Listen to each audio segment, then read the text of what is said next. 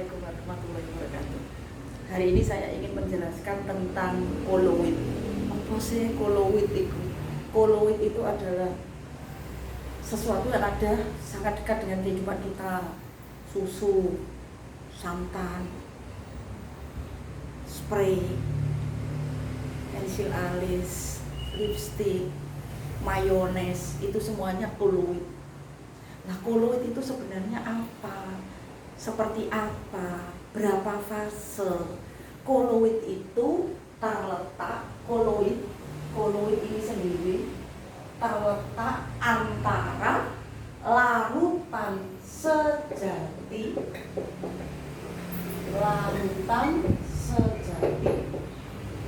dan antara suspensi. Larutan sejati adalah larutan homogen.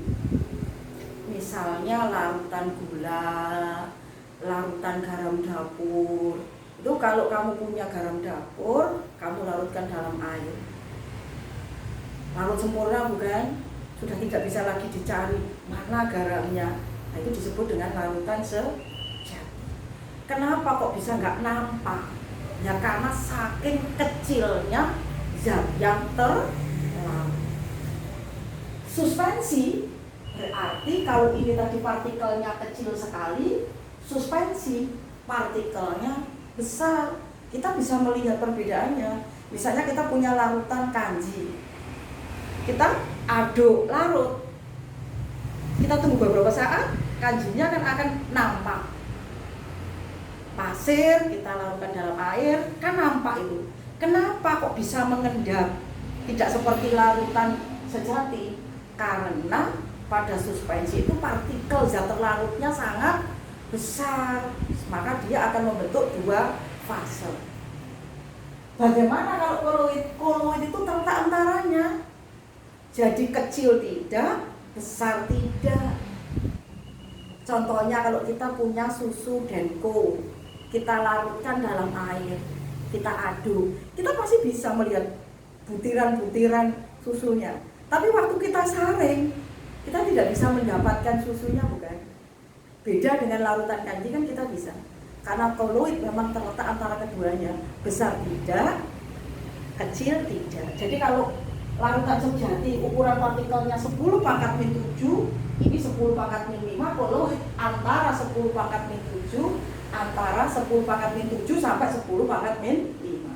Apa yang perlu dipelajari dari koloid? Kalau di larutan itu terkenal dengan istilah larutan, itu kan istilahnya di larutan itu kan ada zat terlarut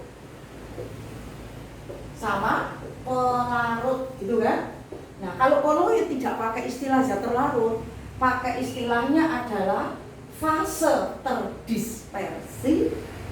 Pelarutnya pakai istilah medium pendispersi. Maka kita sebut dengan sistem koloid. Ini yang kita pelajari pertama adalah sistem koloid. Seperti apa? Sudah nampak di tabel ini. Yang kedua akan kita pelajari nanti adalah sifat koloid. Yang ketiga nanti adalah pembuatan koloid. Nah, menghafalkan fase medium padat yang jumlahnya ada 8, kan fasenya padat cair. Kenapa kok nggak ada gas dengan gas? Gas dengan gas tidak ada, karena gas dengan gas selalu membentuk campuran yang homogen.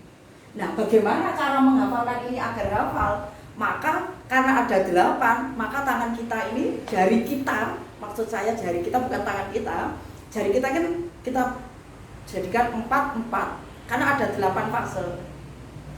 Kalau gas ini, gas sebagai medium pendispersi, gas-gasnya medium pendispersi, maka nama sistem koloidnya adalah aerosol. Saat gas-gas sebagai fase terdispersi, maka dia bernama busa.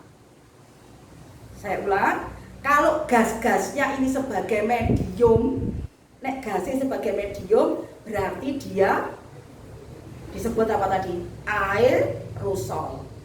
Nek gasnya sing dadi fase terdispersi disebutnya busa atau buih.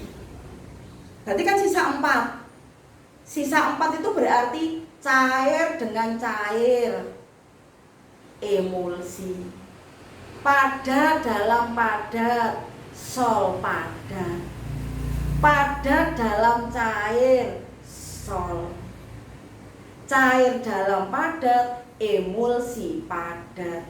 Berarti kita hafal sudah. Jadi 8 sistem koloid ini akhirnya kita hafal. Kalau nggak hafal kan gitu.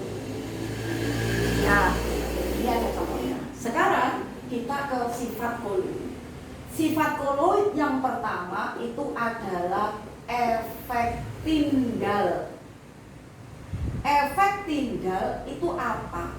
Efek tindal itu penghamburan cahaya oleh partikel koloid. Contoh penghamburan cahaya itu, kenapa langit kadang-kadang berwarna biru, kadang berwarna abu-abu? Itu karena awan termasuk partikel koloid. Nah, itu efek tindal, penghamburan cahaya oleh partikel koloid. Loh kok bisa itu tadi? Nah itu, awan itu kena cahaya, bisa tebal, bisa tipis, tergantung, makanya langit bisa berwarna biru, bisa berwarna abu-abu. Kalau ada soal tentang efek tindal berarti cerita tentang penghamburan cahaya. Salah satu contohnya kenapa langit berubah warna. Kedua, gerak Brown. Gerak Brown ini adalah gerak lurus yang tak beraturan. Gerakannya lurus-lurus, lurus, lurus, lurus, lurus, lurus, lurus, tapi tidak beraturan. Itu gerak Brown. Yang ketiga, adsorpsi. Adsorpsi berarti penyerapan. Contoh apa adsorpsi itu? Contoh dalam kehidupan sehari-hari tentang adsorpsi itu apa? Misalnya orang sakit diare, minum norit. Nah, norit diminum, norit itu kan dari karbon aktif. Nah, itu salah satu contoh adsorpsi. Orang diare berarti di situ kan ada kuman, bakteri diserap oleh norit, itu adsorpsi. Yang keempat, koagulasi. Koagulasi. Koagulasi itu adalah penggumpalan. Contohnya apa? Contohnya koagulasi itu yang dalam kehidupan sehari-hari itu pembentukan delta di muara sungai. Kenapa bisa terjadi koagulasi? Air sungai itu kan bermuaranya ke laut. Air sungai ini adalah contoh koloid bertemu dengan air laut.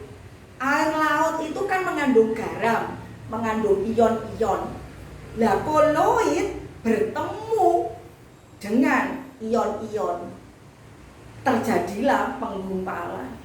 Jadi penggumpalan oleh adanya ion-ion, terjadilah penggumpalan. Nah, padahal air sungai ini kan nggak berhenti mengalirnya, terus berarti air sungai ketemu air laut menggumpal, akhirnya jadilah delta. Itu koagulasi. Yang kelima, elektroforesis. Elektroforesis ini biasanya digunakan untuk mengetahui muatan koloid.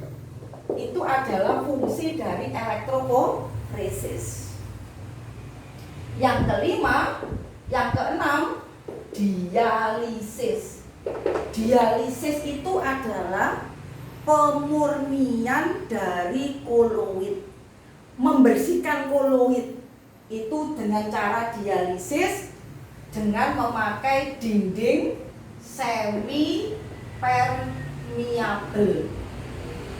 Dalam kehidupan sehari-hari, dialisis itu dipakai untuk cuci darah. Kenapa? Karena darah itu termasuk koloid. Berarti kan bisa dibersihkan pada orang-orang yang gagal ginjal. Jadi alatnya itu sebagai penggantinya ginjal. Nah, itu salah satu contoh dialisis dalam kehidupan sehari-hari. Yang ketiga, kita belajar pembuatan. Pembuatan kita bagi dua. Kenapa kita bagi dua?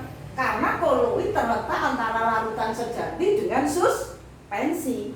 Berarti membuat koloid juga dengan dua cara. Dari partikel yang sangat kecil dirubah menjadi partikel koloid yang agak besar. Nah, itu pakai cara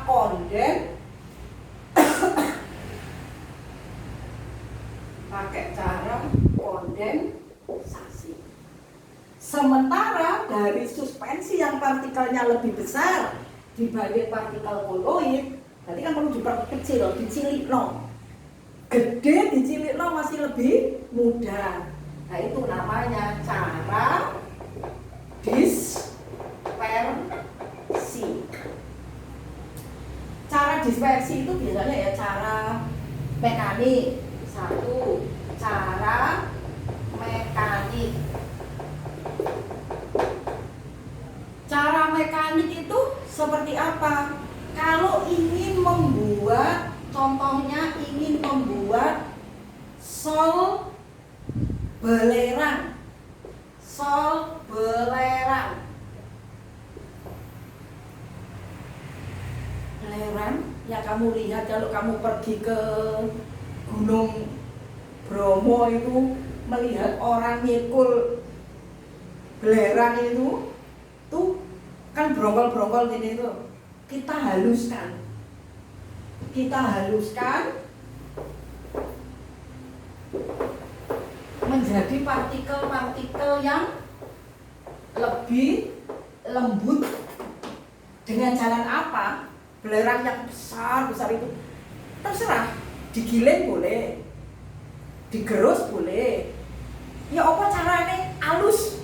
Nah, setelah halus dimasukkan ke dalam air, dilarutkan ke dalam air sampai membentuk sol belerang. Biasanya dibantu dengan menghaluskan gula pasir, dihaluskan dicampur dengan serbuk belerang yang halus, dicampurkan jadilah sol belerang. Kedua, cara dispersi itu cara peptisasi. Peptisasi itu apa? Penambahan ion sejenis. Sol ALOH 3 kali, kita tambah AlCl3. Misalnya seperti itu. Yang ketiga, cara busur Bredig. Busur Bredig ini khusus untuk membuat biasanya sol logam. Bagaimana busur Bredig itu? Busur Bredig itu kalau ingin membuat sol emas,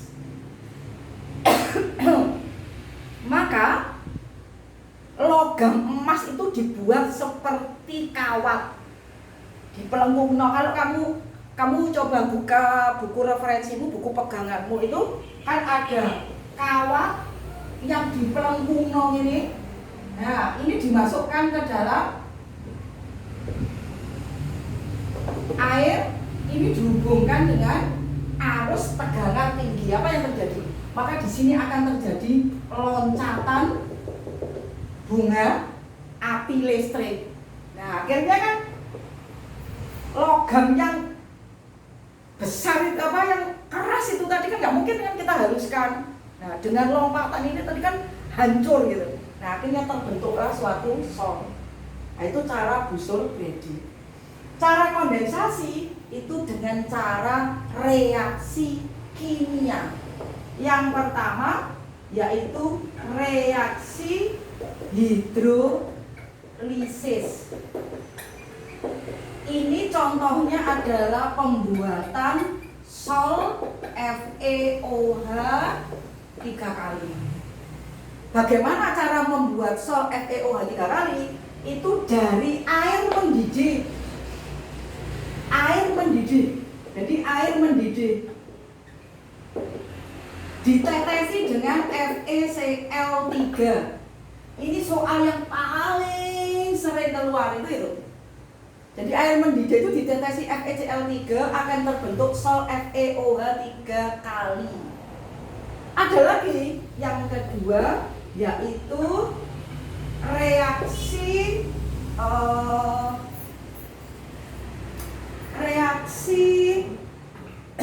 reduksi. Reaksi reduksi itu reaksi untuk pembuatan sol belerang. Loh, kok ada dua? Nah, itu kadang-kadang yang di soal-soal ditanyakan itu mesti sol belerang. Karena sol belerang itu bisa dengan dua cara.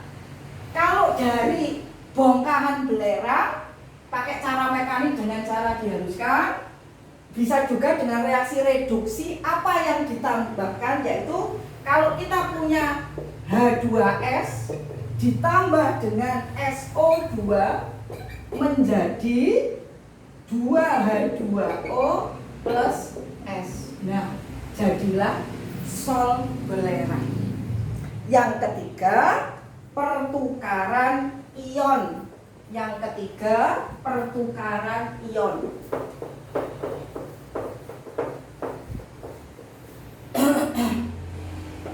Yang ketiga, pertukaran ion atau substitusi.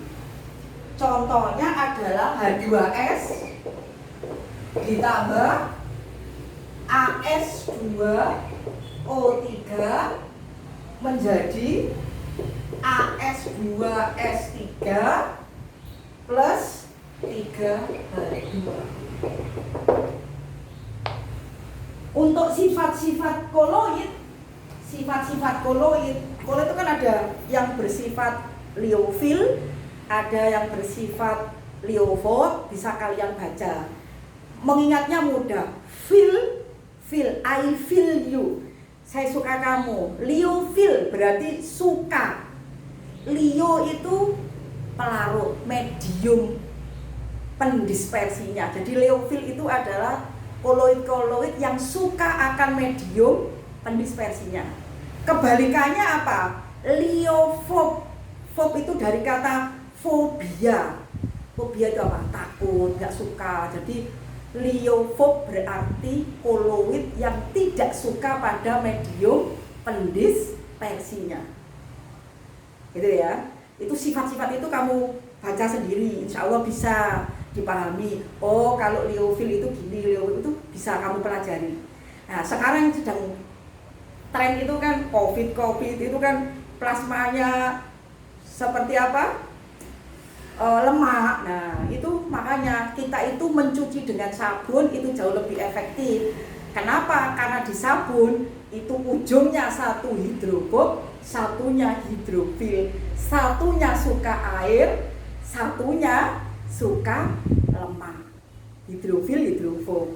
Yang gitu. Satunya menarik lemaknya, satunya menarik airnya. Makanya bisa lepas. Maka mencuci dengan sabun jauh lebih kuat. Nah, ada lagi di koloid itu, kalau kalian punya air dengan minyak, kalau kalian campurkan apa yang terjadi? Terjadi dua lapisan bukan? Tidak bisa bercampur bukan?